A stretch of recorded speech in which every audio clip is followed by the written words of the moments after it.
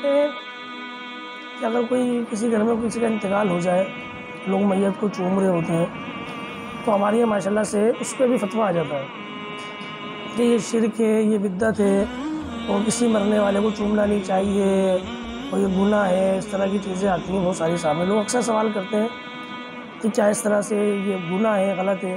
تو میں ان لوگوں کو جواب دیتا ہوں۔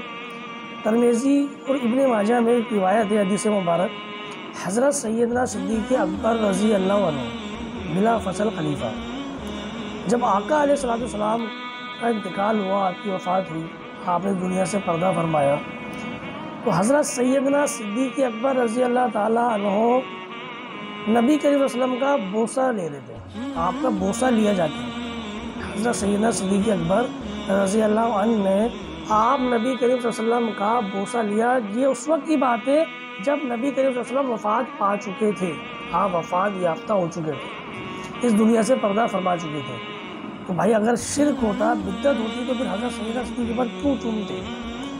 اگر آپ کی ماں کا انتقال ہو گیا، کسی کے باپ کا انتقال ہوتا ہے، وہ محبت میں چومتا ہے، لپٹتا ہے، کوئی غلط نہیں ہے اس میں، لوگ محبت میں کرتے ہیں، اور ہونا بھی چاہیے، کرنا بھی چاہیے۔ اگر کسی کے ماں کا انتقال ہو تو آخری دفعہ اس کے پاس یہ اختیار آخری دفعہ ہوتا ہے کہ وہ اپنی ماں کا بوسہ لے سکتا ہے۔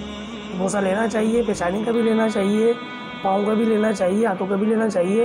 ہاں جو منع ہے وہ منع یہ ہے کہ مرنے کے بعد شوہر اپنی بیوی کا بوسہ نہیں لے سکتا، نہ ہی بیوی اپنے شوہر کا بوسہ لے سکتی ہے۔ بھائی اپنے بھائی کا بوسہ لے سکتا ہے، بچے اپنے ماں باپ کا بوسہ لے سکتے ہیں، ٹھیک ہے؟ کوئی دوست ہے آپ کا، کوئی عزیز ہے آپ کا، دادا ہے، چچا ہے، ماموں ہے، سگے رشتے آپ کے، تو آپ ان کا بوسہ لے سکتے ہیں۔